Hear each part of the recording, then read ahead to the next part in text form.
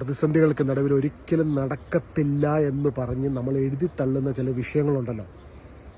പ്രാർത്ഥിക്കുമ്പോൾ പരിശുദ്ധാത്മാവിൻ്റെ ശക്തിക്ക് ആ എഴുതി തള്ളിയ വിഷയങ്ങളെ, അല്ലെങ്കിൽ നമ്മളിനി ഒരിക്കലും നടക്കത്തില്ല എന്ന് പറഞ്ഞ് മാറ്റിവെച്ചിരിക്കുന്ന കാര്യങ്ങളെ നമുക്ക് വേണ്ടി നടത്തി തരുവാൻ ദൈവത്തിന് സാധിക്കും. പക്ഷെ നമ്മൾ ചെയ്യേണ്ട ഒരു കാര്യം, ആ ഭാരം ദൈവത്തെ ഏൽപ്പിച്ച് പൂർണ്ണ മഹത്വം ദൈവത്തിന് വിട്ടുകൊടുക്കണം. നമ്മൾ പഴയ നിയമത്തിലും പുതിയ നിയമത്തിലും ദൈവത്തിൻ്റെ ജനം പ്രതിസന്ധികളെ നേരിടുമ്പോൾ അവരൊറ്റക്കെട്ടായി പ്രാർത്ഥനയോടെ അതിനെ നേരിട്ടു.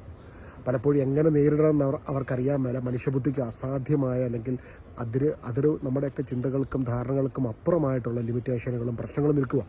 അവിടെ പ്രാർത്ഥനയോടെ ആത്മാവിൻ്റെ ശക്തിയിൽ നയിക്കപ്പെട്ട ദൈവജനം, അവർക്ക് വേണ്ടി അവരുടെ മുൻപിൽ കർത്താവ് ഈശോ ആത്മാവിൻ്റെ ശക്തിയിലൂടെ അത്ഭുത വഴി തുറക്കുന്നത് നമ്മൾ കാണുന്നുണ്ട്.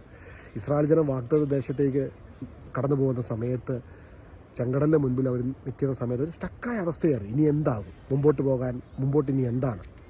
പിറകിൽ ഫറവോൻ്റെ സൈന്യം, മുൻപിൽ ചെങ്കടൽ. എബ്രായ ലേഖനം 11-ാം അധ്യായത്തിന് 27-ാം വാക്യത്തിൽ നമ്മൾ കാണുന്ന രാജകോപം ഭയപ്പെടാതെ മോശ അദൃശ്യനായവനെ ദർശിച്ചാൽ എന്ന പോലെ സഹിച്ചു നിന്നു. ചില ചോദ്യങ്ങൾക്ക് മുമ്പിൽ ഉത്തരങ്ങളില്ലായിരിക്കും അല്ലേ ഇനി എന്താണ്? പുറകിൽ നിന്നും പ്രശ്നം, മുമ്പിൽ നിന്നും പ്രശ്നം.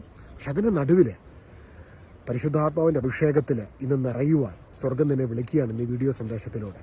അന്ന് ദൈവജനം പുതിയ നിയമത്തിൽ അപ്പസ്തലന്മാർ സിഹോൻ മാളികമുറിയിൽ ഇരുന്ന് അവർ പ്രാർത്ഥിക്കുന്ന സമയം എന്ന് പറഞ്ഞാൽ യേശുവിൻ്റെ മരണ പുനരുദ്ധാനങ്ങൾക്ക് ശേഷം ചോദ്യങ്ങളുടെ ശരങ്ങളായിരുന്നു ഇവരുടെ ചുറ്റും. മനുഷ്യർ ഒറ്റപ്പെടുത്തി, അല്ലെങ്കിൽ മനുഷ്യരുടെ പല ചോദ്യങ്ങൾക്ക് ഉത്തരവില്ല.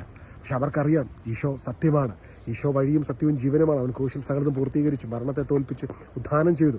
പക്ഷെ മാനുഷികമായ പല ചോദ്യങ്ങൾക്കും ഉത്തരങ്ങൾ കിട്ടാതെ അടുത്ത സ്റ്റെപ്പ് എന്നുള്ള ആ ചോദ്യങ്ങളുമായിട്ട് അവർ സിഹോൻ മാളിക മുറിയിൽ അമ്മ മാതാവും ശിഷ്യന്മാരും 120 പേര് ഒരുമിച്ച് കൂടിയിരുന്ന് പ്രാർത്ഥിക്കുന്ന സമയം പരിശുദ്ധാത്മാവ് അവരുടെ മേൽ കടന്നു വന്ന അഗ്നിജ്വാലകൾ പോലത്തെ നാവുകൾ ഓരോരുത്തരിലും നിറയപ്പെട്ടു. അവർ ആത്മാവിൽ നിറഞ്ഞ് പരിശുദ്ധാത്മാവിൻ്റെ ശക്തിയിൽ നയിക്കപ്പെടുന്നൊരു സമൂഹമായി തീർന്നു. ഇന്ന് നമുക്കും പ്രാർത്ഥിക്കാം. ജീവിതത്തിൽ ഇന്ന് കടന്നു പോകുന്ന സാഹചര്യങ്ങൾ എന്തു തന്നെയാണെങ്കിലും ആത്മാവിൻ്റെ ശക്തിയിൽ നിറയപ്പെടുവാൻ നമുക്ക് ഒരുമിച്ച് ഈ നിമിഷം പ്രാർത്ഥിക്കാം. നല്ല യേശുവേ, ഇന്നേ ദിവസം ഞങ്ങൾ ഐക്യമെത്തിപ്പെട്ട് പ്രാർത്ഥിക്കുന്ന നിമിഷം പരിശുദ്ധാത്മാവിനാലും ശക്തിയാലും ഞങ്ങളെ അഭിഷേകം ചെയ്യണമേ എന്ന് പ്രാർത്ഥിക്കുന്നു. ഞങ്ങളുടെ ജീവിതത്തിൻ്റെ എല്ലാ മേഖലകളിലേക്കും ഇമ്പോസിബിളായ സിറ്റുവേഷനെ പോസിബിൾ ആക്കുവാൻ പരിശുദ്ധാത്മാവിൻ്റെ അഭിഷേകത്തിന് സാധ്യമാണല്ലോ.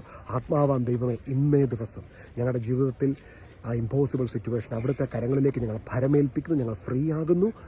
ഈശോയെ 1 പത്രോസ് 5-ാം അധ്യായം 6-7 തിരുവചനം, അവിടുന്ന് നിങ്ങളുടെ കാര്യത്തിൽ ശ്രദ്ധാലുവാണ്. നിങ്ങളുടെ ഉത്കണ്ഠകളെല്ലാം അവിടുത്തെ ഏൽപ്പിക്കുവിൻ.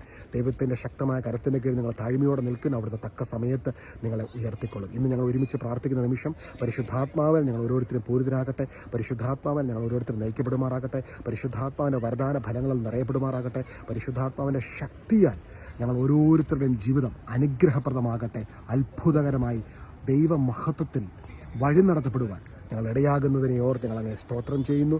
നന്ദി ഈശോ. എല്ലാ മാനവ മഹത്വം ഞങ്ങൾ അങ്ങേക്ക് നൽകുന്നു. ക്രൂശൻ ഞങ്ങൾക്ക് വേണ്ടി സകലതും പൂർത്തീകരിച്ച് ജീവൻ നൽകി ഞങ്ങൾ വീണ്ടെടുത്ത ഈശോയുടെ പുണ്യനാമത്തിൽ തന്നെ ഞങ്ങൾ പ്രാർത്ഥിക്കുന്നു. ആമേൻ. God bless U.